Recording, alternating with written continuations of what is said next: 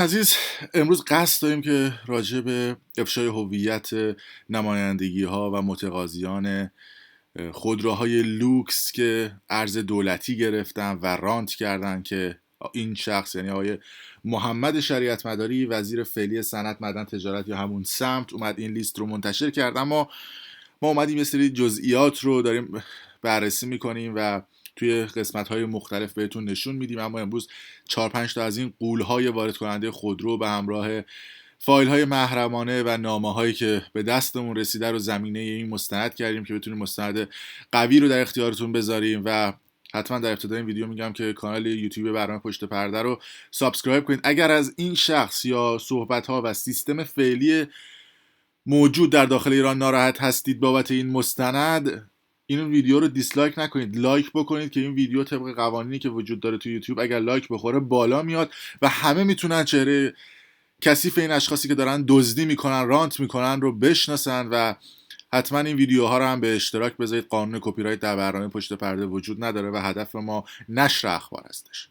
اما داستان از اونجایی شروع شد که محمد شریعت مداری در برنامه حالا خورشید رضا رشیدپور دعوت شد. برنامه سوپا به اطمینان دولت ایران که معمولا افراد رو میاره داخل برنامه دعوت میکنه یه سری حرفای خوشگل مشکل بزنه و از اون الا برکت الله بگه و بعدش هم گرونی و مرونی و اون اتفاقات پیش بیاد. اما ما امروز نشون میدیم که این آدم که خودش وزیر هست و انقدر قلدرانه میاد صحبت میکنه خودش هم رانت کرده. اول بریم یه تیکه از صحبتاش رو بشنویم در برنامه حالا خورشید که ببینید که اصلا چه سیستم فلج و درب و داغونی در حال حاضر داره مدیریت میکنه این وزارتخونه ها و ریاست جمهوری رو. گوش بدید. میگن یه عده آدمای خاصن، آقازادن، خانواده هایی که به این حزب نزدیکن، به نمیدونم اون حزب نزدیکن، میان مجوز واردات خودرو رو میگیرن، از مردم پیش فروش میکنن، پول میگیرن، با اهرم مردم دولت رو تحت فشار قرار میدن، خودروهاشون رو وارد میکنن. تازه بعدش واردات همون خودرو ممنوع میشه که قیمتش 2-3 برابر بشود. بعد میرن به مردم میگن که آقا نمیتونیم خودروهاتون رو بدیم، جلومون رو گرفتن. قیمت میره بالاتر، به مردم میگن یا بیا پولتو پس بگی برو خونتون، یا اینکه 10 برابرشو بده ماشینتو بهت پس بدیم. اینی که اتفاق بفرمایید. اصلا مملکت رو گرفتید به شوخی. خب راستی آقای رشیدپور، اگه یک همچین اتصالی بود که میتونست همین تصمیمات رو از صدر تا زید در یه دوره زمانی اینجور با دقت که شما میگین سازماندهی کنه، ما نه الان کل دنیا رو میگرفتیم. یعنی در این حد ما تصمیم سیستماتیک نمیتونیم. تیکه خاص البته رضا رشیدپور میندازه. یعنی ببینید که اصلا ما مدیریت بحران نداریم، گله‌ای و گتره‌ای تصمیم گیری میکنیم. این تصمیم اینجور که ما یه عده‌ای رو بیایم با هم همفاز کنیم توی منافعی، بعد وصل کنیم به سیاست و اقتصاد و جهان و ولی قبول میکنید که حالا بگیم صورت قضیه به اتهامش نمیشه جواب داد. نمیشه به اتهامش جواب داد. خب تا همینجاش داشته باشید. اومدیم یک لیست رو بررسی کردیم و لیست 19 صفحه هستش و اسامی پرتکرار: پرشیا خودرو، کرمان خودرو، در ارتویا. ببینید بارها اسامی پرشیا خودرو، ارتویا و باز پرشیا خودرو به عنوان نمایندگی اصلی BMW در ایران بارها در صفحات مختلف اومده و بارها در تاریخ‌های مختلف رانت کردن در سالهای مختلف، در سال 85 86 و میبینید اینجا زیاد کپی ها خوب نیافتاده. ارتویا سال 96، سال 95 اشتباه گفتم فکر کنم 86 85 در صحبت قبلیم، و بارها در طول 1-2 سال گذشته رانت که البته همچین حرف هم بیرا نیست تا این رانتاشون از سالیان گذشته. شروع میکنیم از بالا.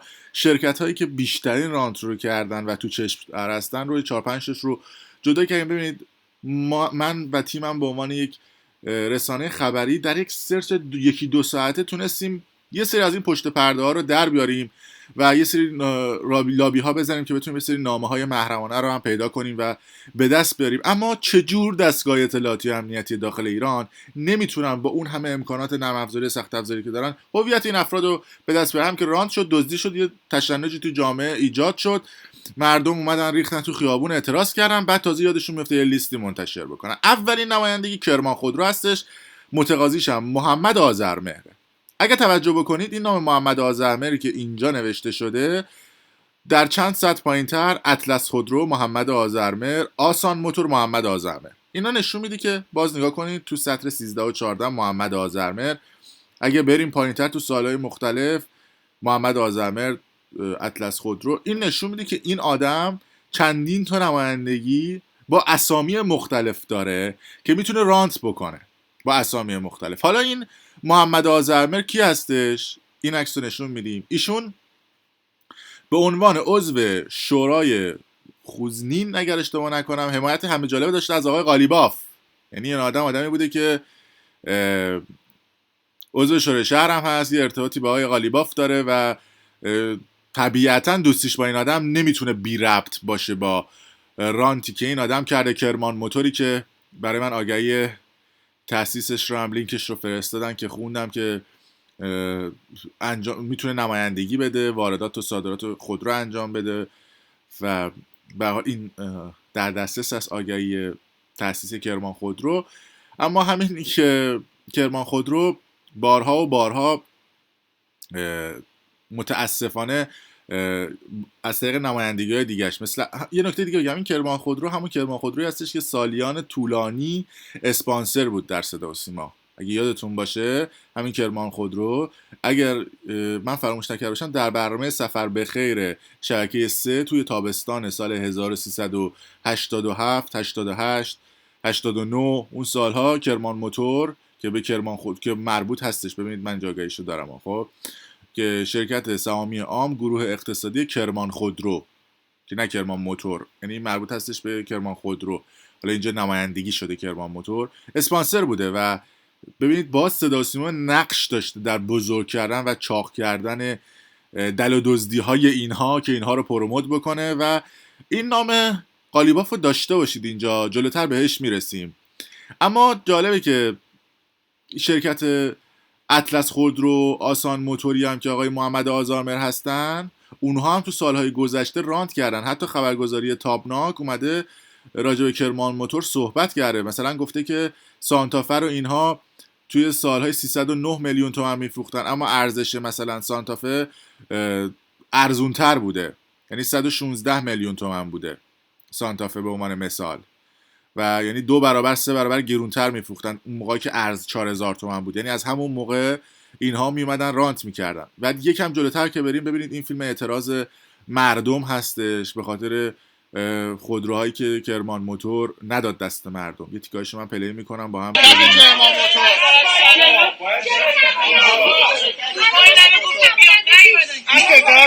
از ما پول گرفته، امروز میگه آقا $10,000 بیا بگی برو. ما به کی باید بریم شکایت کنیم؟ آقا به کی باید بگیم توی مملکت؟ مردم ناراضی‌اند به خاطر اینکه کرمان موتور با حمایت دولتی ها بزرگ شده، مجوز گرفته و کلا ببینید حرف وزیر دیگه میگه ما نمیتونیم جوابی بدیم دیگه. بله. در تاریخ 96 بهمن ماه 96 شرکت کرمان موتور اقدام به فروش الندرای مونتاژی میکنه با قیمت قدی 147 میلیون. از همه مشتری‌ها 70 میلیون پیش پرداخت میگیره و الان تاریخ 20 خرداد ماه 97 هستش و 10 روز مونده به زمان تحویل اولین سری خودروها، ولی شرکت میگه که من چیزی ندارم، شرکت کره منو تحریم کرده و من قطعه ندارم برای تولید، نمیدونم توی 10 روز میخواستن اینا قطعه وارد بکنن و همین راحتی دیگه. یعنی میگن 3 سوت مثلا خودروها فروش رفته یا مثلا نمیدونم، واقعا نمیشه آدم نظری بده راجع به این قضیه. خب میرسیم به شرکت این رو اطلس آسان خودرو هم اینجا نوشته شده دیگه. تجمع اعتراضی امروز اطلس خودرو در سازمان صنعت معدن تجارت. ببین این اطلس خودرو هستن که در سازمان صنعت معدن تجارت تجمع کردن که اصلا مهم نیست براشون اون دولتی، میگم ما رانت خودمون رو بکنیم به ما چه. اما نفر بعدی شرکت پرشیا خودرو هستش. میدونید که شرکت پرشیا خودرو فکر میکنم تنها نماینده ورود خودروهای BMW یا BMW به قول آلمانی ها در ایران هستش. یه خبری رو من میخونم براتون، خیلی جالبه. وزیر کنونی وزارت صنعت، معدن، تجارت یا همون سمت به همراه ری شهری از تأسیس کنندگان شرکت فولاد ری از شرکت‌های تحت تولیت آستان شاه عبدالعظیم هستش. این شرکت برای تامین هزینه‌های آستان مقدس حضرت عبدالعظیم و دانشکده علوم حدیث تأسیس شد، ولی از مجموع 22 شرکت وابسته بیش از 10 شرکت دفاتر رسمی خود را در خیابان جردن، میرداماد تهران سامان داده و در حوزه‌های گسترده‌ای چون نفت و گاز، صادرات و واردات، کشاورزی، صنایع غذایی، گوشت و پتروشیمی و بیمه و حمل و نقل هم به فعالیت می‌پردازه. ببینید با یک اسم مذهبی میان رو کار، بعد رانت میکنن تو حوزه نفت و گاز و مسائل دیگه. جالب تر اینجا تصویر آقای محمد شریعت مداری هم میبینید، وزیر صنعت، معدن، تجارت. خب ادامه داده که شرکت فولاد ری از بزرگترین سرمایه‌گذاران حوزه خودروست که از اون جمله میتوان به خرید 28% از سهام ایران خودرو در سال 85 و همچنین مالکیت شرکت پرشیا خودرو. شرکت پرشیا خودرو کدومه؟ این شرکته که خود آقای محمد شریعت مداری در برنامه حال خورشید لیست رو منتشر کرد، اما فکر نمی‌کرد که به همین راحتی بخواد رکب بخوره و اسمش در بیاد. به عنوان شرکت مادر وارد کننده انحصاری کلیه خودروهای آلمانی از جمله BMW اشاره کرد.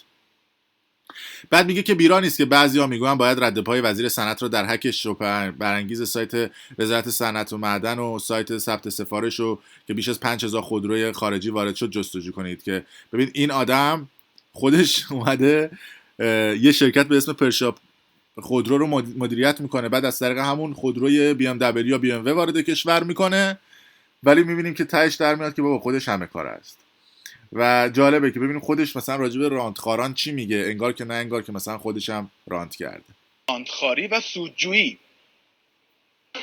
برای واحدهای متخلف در حدود 40,000 واحد در سطح کشور تقاضای پلم به واحد صنفی شده و 1700 واحد صنفی هم دلیل همین تخلفات در طی ایام پلم شدن. ببینید همش گروکشیه دیگه. تا اگه میتونستید شرکت خودتون رو پلم میکردید که خودتون رو به عنوان متخلف معرفی کردید. اما شرکت بعدی شرکت پاکرو سبز قشمه. رفتیم یه جستجویی زدیم توی اینترنت، متوجه شدیم که این شرکت پاکرو سبز قشم یه آگهی تغییر شرکت داشته که بر اساس صورت جلسه هیئت مدیره تاریخ 4/10/94 شرکت مزبور که در تاریخ 17/1/95 از لحاظ واریز هزینه‌های ثبتی و امضای ذیل تکمیل شده اومده یه سری شرکت‌ها رو برده زیر مجموعش. اولین شرکت حمل و نقل کالای تهران پیک بادپا سهامی خاصه به نمایندگی آقای داوود تاجرزاده به سمت رئیس هیئت مدیره. پس رئیس هیئت مدیره شرکت پاکرو سبز قشم که اینجا نوشته شده شرکت پاکرو سبز قشم مال آقای کی هستش؟ بریم جلوتر ببینیم. مال آقای داوود تاجرانه. اما یه نکته دیگه وجود داره. ما اومدیم یه سرچ دیگه کردیم تو اینترنت و یه چیز جالب به دست آوردیم. تو اینترنت نوشته که رانتی که تنها در اختیار برخی آقایان قرار گرفت. توی متن خبری که پایگاه ستاد خبری دکتر حسن روحانی به اسم سحر نیوز منتشر کرده یه اتفاق دیگه ای گفته که به گزارش سحر به نقل از راد اینکه مجوز را رئیس وقت سازمان محیط زیست در آخرین روزهای ریاستش به نام خود و دوستانش بگیرد و احتمالاً خودش نیز زیر برگه یا توصیه نامه را امضا و یا پاراف کند و هزاران احتمال دیگر، یا اینکه چرا همیشه اولین مجوز را برای آقایان صادر می شود و بعداً تبدیل به یک انحصار می شود، دیگر کسی نمی تواند حتی نزدیک آن شود. همه شاید البته فقط شاید یک اتفاق باشد. و گفته که چی؟ گفته مدیران شرکت پاکرو قشم سبز. ببینید یه چیزی اینجا وجود داره. شرکت پاکرو سبز قشم یا شرکت پاکرو قشم سبز. ببینید اینجا اومده گفته که شرکت سبز قشم، اما تو خبر پایگاه آقای روحانی نوشته پاکرو قشم سبز. خب و گفته که آنها، شاید این اشتباه تایپی باشه، آنها فعالیت خود رو از سال 1394 با هدف عرضه‌های خودرو، پس اینجا اسم خودرو میاره، پس این فکر می‌کنم بی ربط نباشه، خودروهای کم مصرف و آلاینده‌های پایین برای مصارف شخصی و ناوگان تاکسیرانی آغاز کرده و شرکت با همین هدف در سال 93 حتی پیش از آغاز فعالیت تعداد 3500 خودروی هیبریدی را برای عرضه در کشور ثبت سفارش می‌کند که به دلیل برخی ناشی از تحریم‌ها تنها موفق به واردات 700 دستگاه از این محصولات می‌شود. پس قبلا این شرکت خودروی هیبریدی وارد می‌کرده و این شرکتی که غول‌های بزرگی مثل هواپیمایی ماهان، ببینید زیر نظرش هستن یه شخصی به اسم آقای داوود تاجران رو میکنه رئیس هیئت مدیره خودش. آقای داوود تاجران کی هستش؟ اینجا میخونیم آقای داوود تاجران متولد 1332 در تهران، به مدت 40 سال از مدیران شهری بوده. نام او در سال 76 در محاکمه غلام حسین کرباسچی شنیده شد. او در آن زمان شهردار منطقه 20 تهران بود، یعنی قبل از آقای قالیباف. و جالبه که همین آقای داوود تاجران میاد علیه قالیباف صحبت میکنه.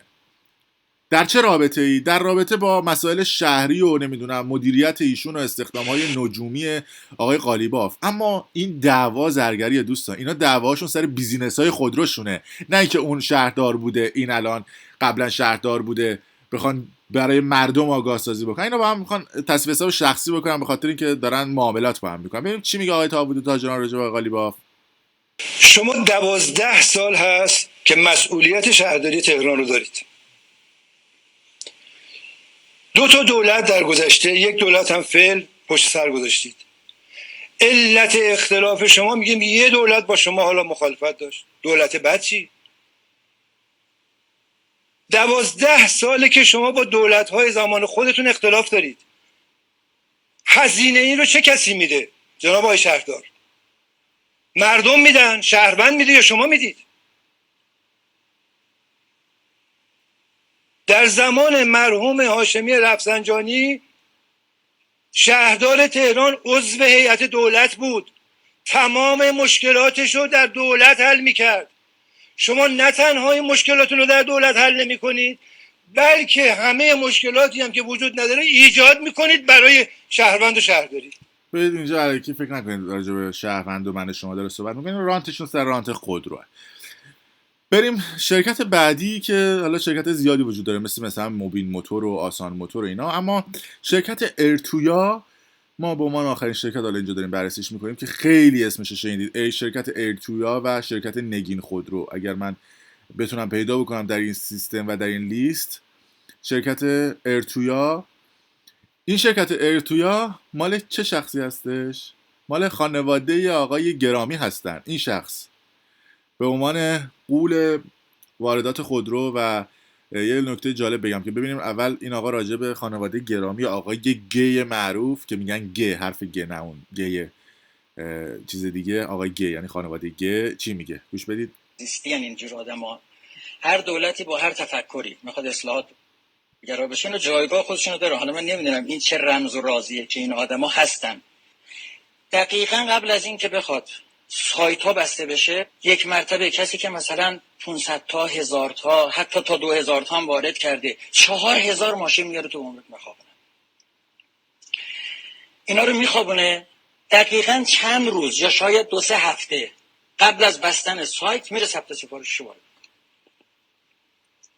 سایت بسته میشه، ماشینی رو که داشتن با SMS شده، با تبلیغ شده، با جایزه گذاشتن شده، نمیدونم با اقساط بدون بهره دادن شده، فروش نمیرفت. قبل از بسته شدن سایت آقا ثبت سفارشش کرد. با بسته شدن سایت ها خیلی بیش از اون چیزی که با افزایش حدود 30% قیمتی که متداول بوده وارد بازار کرد. یک کاری اینجوری فقط یک وارد کننده که اطلاع از همه موارد داشته و به موقع میره اصلا کاملا برنامه‌ریزی عمل میکنه، یه چیزی بین 250 تا 350 میلیارد سودشو در یه حرکت میگیره. خب این رانت نیست چیه؟ این رانت اطلاعاتی از سیستم نیست چیه؟ این سوء استفاده نیست چیه؟ چیه؟ آقای جهانگیری برای مبارزه با مفاسد اقتصادی دنبال کسی نگردید، دوستتونه. آقای گ که من دیگه مجرم میشم اگر بخوام اسم میگم کامل، کجا داریم دنبال مفسد میگه؟ قانون بله، منظورشون آقای خانواده گرامی هستن که همشهری آقای جهانگیری هستن، معاون اول رئیس جمهور، و بی خود نیستش که میتونن همچین رانتایی رو بگیرن بعدشون هم اسمشون در میاد به عنوان تخلف کننده. اما شرکت ارتویا و شرکت نگین خودرو هر دو مال یک نفر هستش. نگاه کنید به متن نامه ها، به آقای نوایی نامه رو میزنن، رئیس ریاست محترم سازمان حمایت از حقوق تولید کنندگان و مصرف کنندگان.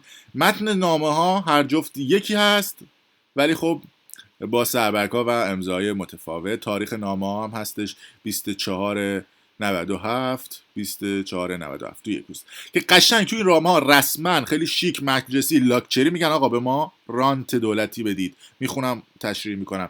گفته که احتراما به استحضار میرسند این شرکت نسبت به ثبت سفارشات و اخذ کد 8 رقمی سازمان توسعه تجارت به منظور واردات تعداد 6666 دستگاه انواع خودرو سواری رنو طی دوره مجاز اقدام نموده. ببینید اینجا رنو بوده، اینجا تعداد 3782 تا انواع خودرو سواری تویوتا، فقط تعدادشون فرق میکنه.